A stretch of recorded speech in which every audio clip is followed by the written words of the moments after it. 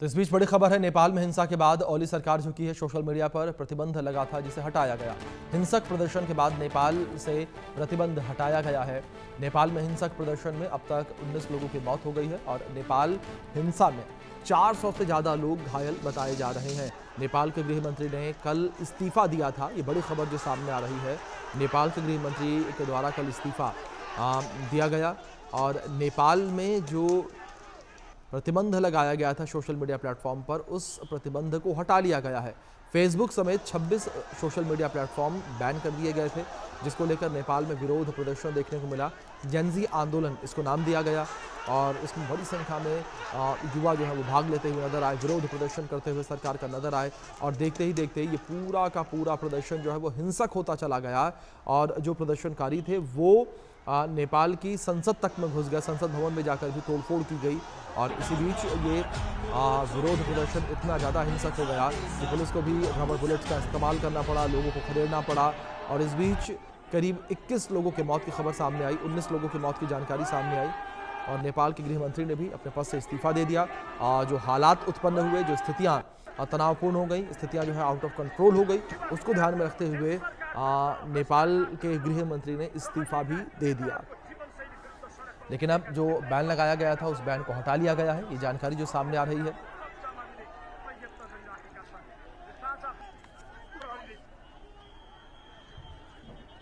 तो social media पर लगा हुआ बैन हटा लिया गया है, ये जानकारी जो है सामने आ रही है। नेपाल में हिंसा के प्रदर्शन में अब तक 19 लोगों की मौत का मामला सामने आया है। इस हिंसक विरोध प्रदर्शन में 19 लोगों की मौत हो चुकी है। इस बीच हमारे सहयोगी आदित्य वधावन जुड़े हैं, उनका रुख करेंगे अपडेट्स के लिए। आदित्य, क्या इंफॉर्मेशन मिल पा रही है, किस तरीके से नेपाल सरकार ने अपना ये फैसला वापस लिया? जी बिल्कुल, काफी इसमें जो है लोग अब 19 से करीब करीब या लोग मर चुके हैं और बहुत घायल भी हैं। इसको देख के ही नेपाल की सरकार को लगा अगर इन्होंने जो है सोशल मीडिया पे बैन नहीं हटाया तो कहीं ना कहीं अब एक international pressure KP Sharma Oli की सरकार पे पड़ सकता है और उसी के मद्देनजर चलते हुए ये सारी जो चीजें हैं, नेपाल की जैसे गृह मंत्री ने जो है इस्तीफा दिया, तो कहीं ना कहीं अब सरकार को भी लग रहा है कि कहीं ना कहीं इस तरीके से जो है तानाशाही की तरफ जिस तरह से नेपाल बढ़ रहा है, इतने प्रोटेस्ट हो रहे हैं, या ऐसे नहीं चल पाएगा। क्योंकि हमने कल देखा किस तरीके से नेपालीज आर्मी को डिप्लॉय करा गया जो प्रोटेस्टर्स को रोकने के लिए थी। तो कहीं ना कहीं स्थिति बहुत ज्यादा वो है और नाजुक, और अब देखने वाली बात होगी कि आगे चल के नेपाल की सरकार क्या कदम उठाती है। जी बिल्कुल आदित्य, दूसरी ओर अगर बैन को लेकर बात करें तो किन आधारों पर बैन लगाया गया था? क्या कुछ कहा गया था नेपाल सरकार के द्वारा कि हम इन कारणों से फेसबुक समेत जो 26 सोशल मीडिया प्लेटफॉर्म्स हैं उनको बैन कर रहे हैं?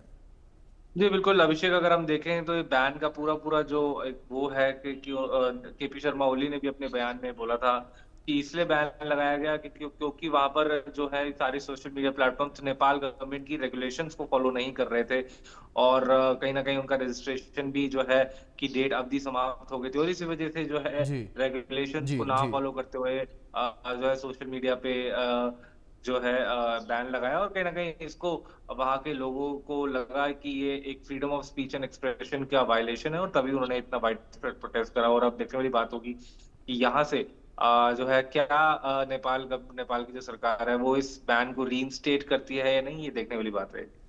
बिल्कुल।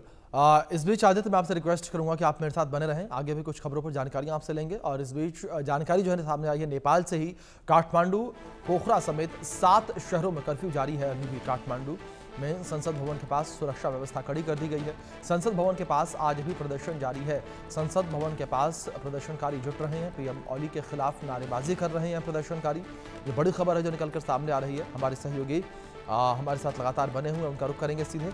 आदित्य, अगर बात प्रदर्शनकारियों को लेकर करें, बैन लिफ्ट करने के बाद भी, यानी कि बैन हटाने के बाद भी प्रदर्शनकारियों के द्वारा संसद का घेराव करने की कोशिश की जा रही है, अभी भी विरोध प्रदर्शन किया जा रहा है, अब क्या कुछ कहना है प्रदर्शनकारियों का?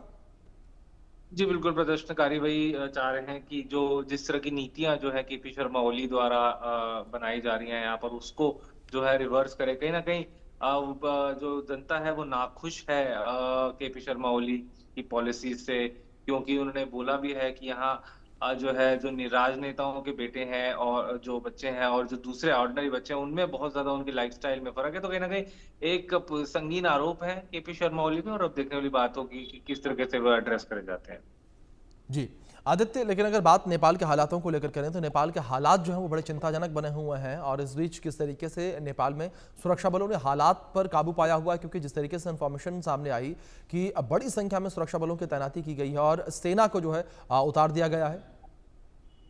जी बिल्कुल, कहीं न कहीं पूरी सिचुएशन को कंट्रोल करने के लिए ही जो है नेपाल की सेना को उतार दिया गया है, और कहीं न कहीं अब देखने वाली बात होगी क्या पूरा सिचुएशन कब तक नॉर्मलाइज होता है, क्योंकि सिचुएशन दिन पे दिन अब बढ़ रही है, जी ये वर्सन हो रही है नेपाल में, और देखने वाली बात है अभिषेक यहाँ से कहाँ से इस पे कितना असर पड़ता है नेपाल की सियासत पर।